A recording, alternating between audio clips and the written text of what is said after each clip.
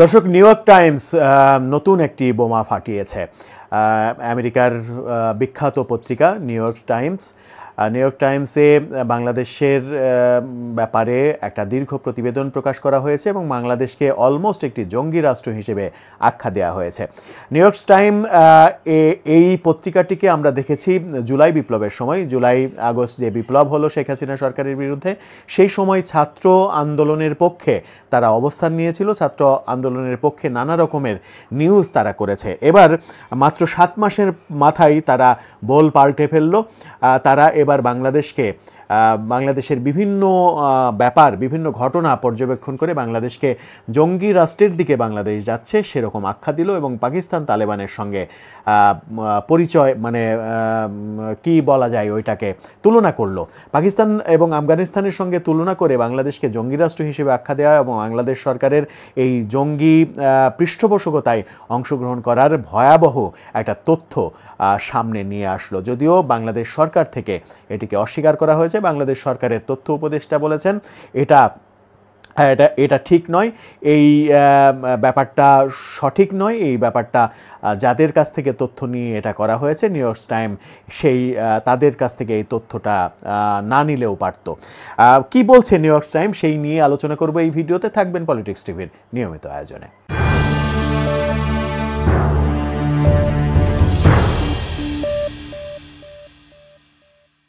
দর্শক, পলিটিক্স টিভির নিয়মিত ভিডিওগুলো এখন থেকে স্পন্সর করছে প্রজাপতি.tv, নতুন ওটিটি প্ল্যাটফর্ম। আপনারা চাইলে ইউটিউবে, ফেসবুকে, ইনস্টাগ্রামে, টিকটকে দেখে নিতে পারেন।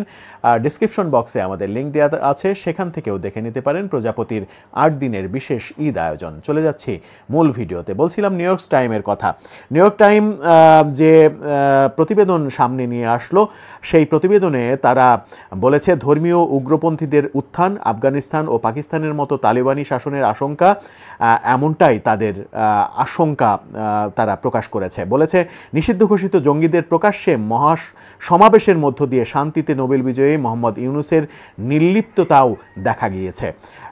কোথায় যাচ্ছে বাংলাদেশ? শেখ হাসিনার সরকারের উৎখাতের ষড়যন্ত্রের নেপথ্যে বাংলাদেশকে পুনরায় জঙ্গিদের অভয়ারণ্যে পরিণত করার মতলব ছিল, তা নিউ ইয়র্ক টাইমসের প্রতিবেদনে উঠে এসেছে। কথিত ছাত্র জনতার জুলাই আগস্ট আন্দোলনের সময় নিউ ইয়র্ক টাইম লাগাতারভাবে প্রতিবেদন করেছে বলেও বিভিন্নজন অভিযোগ করেন এবং সেই ছাত্র আন্দোলনকে কথিত ছাত্র আন্দোলন হিসেবেও আখ্যা দেওয়ার চেষ্টা করেন। এবার 7 মাসের ব্যবধানে এই অনুসন্ধানী প্রতিবেদনে প্রকারান্তরে শেখ হাসিনার বক্তব্যের প্রতিধ্বনি কি নিউ ইয়র্ক টাইমে প্রকাশ পেল?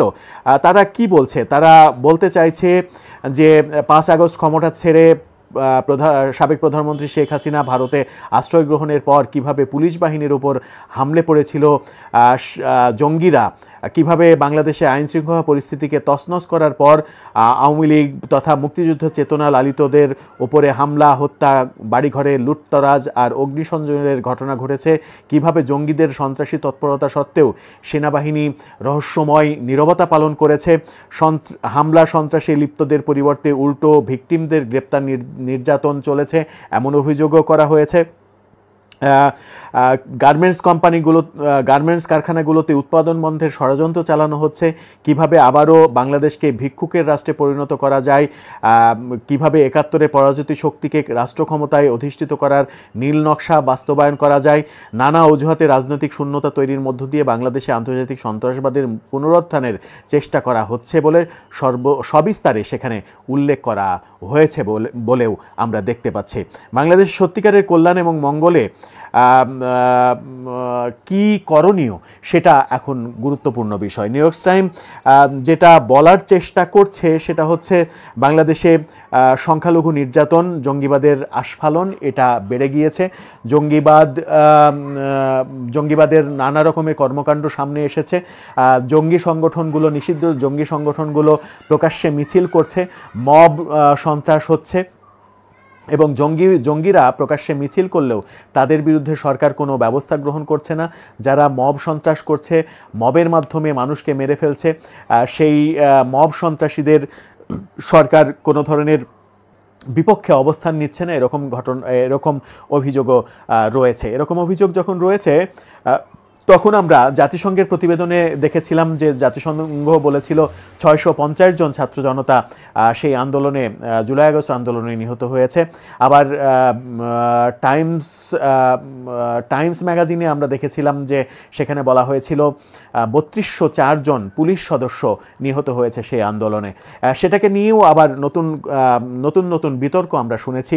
অনেকে বলেছেন যে 3204 জন পুলিশ সদস্য নিহত হওয়ার পরে তারা তাদের জীবন রক্ষার্থে যদি অ্যাকশানে যায়, তাহলে সেই অ্যাকশানের বিনিময়ে যদি 600 জন 650 জন মানুষ মারা যায়, সেটা খুব বেশি মানুষ মারা যাওয়া কিনা সেটাও একটা প্রশ্ন অনেকে সামনে আনতে চান। কিন্তু মৃত্যু তো মৃত্যুই, যে কোনোভাবেই হোক মৃত্যু তো মেনে নেওয়ার ব্যাপার নয়।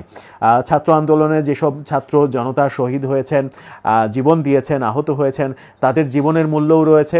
পুলিশ যারা মারা গিয়েছেন তাদের জীবনের মূল্যও রয়েছে। কিন্তু সরকারের নিরপেক্ষ অবস্থান যদি স্পষ্ট হতো, সমালোচকরা বলার চেষ্টা করেন যে সরকারের নিরপেক্ষতা তখনই বজায় থাকতো যখন দেখা যেত যে জুলাই আন্দোলনে যারা শহীদ হয়েছেন শহীদদের সঠিক তালিকা প্রকাশ করা হতো। সঠিক তালিকা প্রকাশ করতে এত সময় নেওয়া হতো না।